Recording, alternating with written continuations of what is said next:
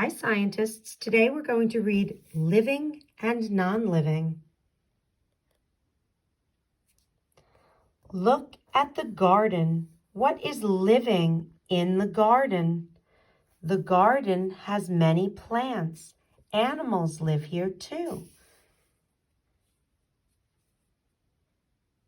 You can see the plants. What animals live here that you can see?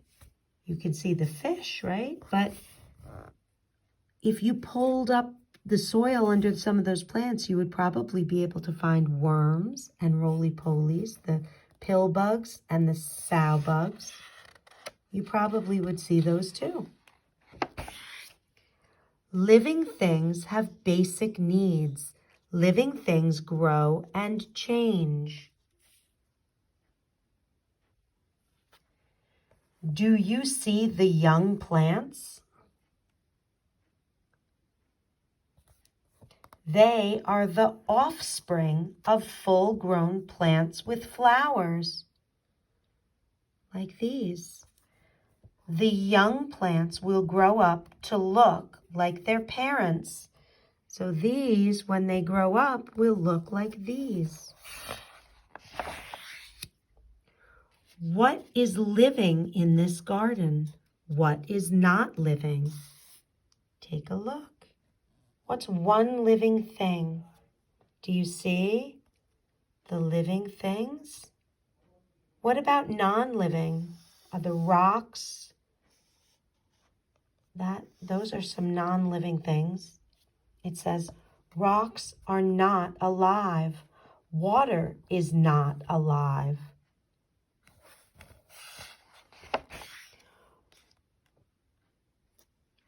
Rocks and water are non-living parts of a garden. Rocks and water do not grow. They do not have offspring. Look what lives at the edge of the ocean.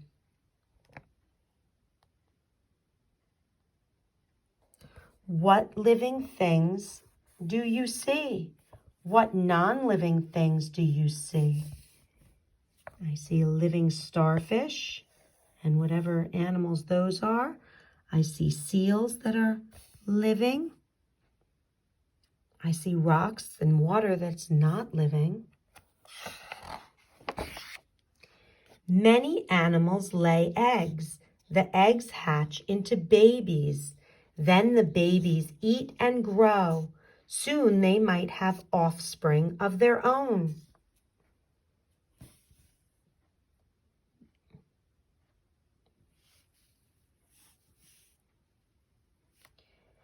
Beetles and butterflies lay eggs.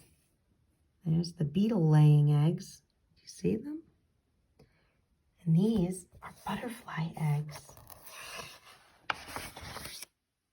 Fish and birds lay eggs.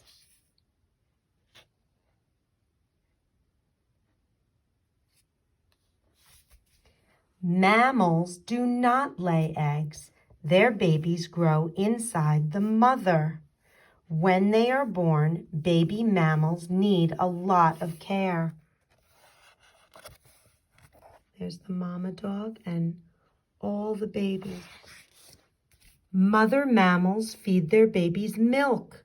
Where do piglets get milk? Look, there's all these different piglets, and they all get their milk from their mom. Plants don't have babies. Some plants produce seeds.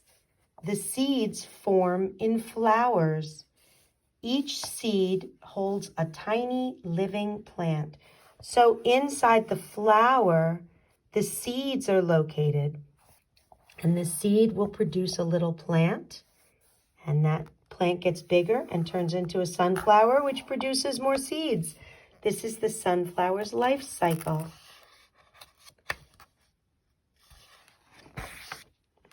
These seeds need soil and water. Then the little seeds can grow into big pumpkin seeds. What will be inside the pumpkin? So here's the pumpkin's life cycle. The seeds come from inside the pumpkin and they grow a plant, and the plant gets bigger and produces a little pumpkin, and that pumpkin grows and Then inside that pumpkin there are seeds, and the cycle continues. Look at the photos on this page. What is living and non-living? Living, not living, but the person is living. What is living and non-living? Why do you think so? So we have living and non-living.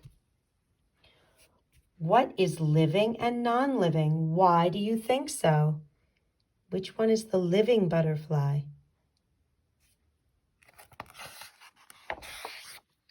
What is living and non-living? Why do you think so?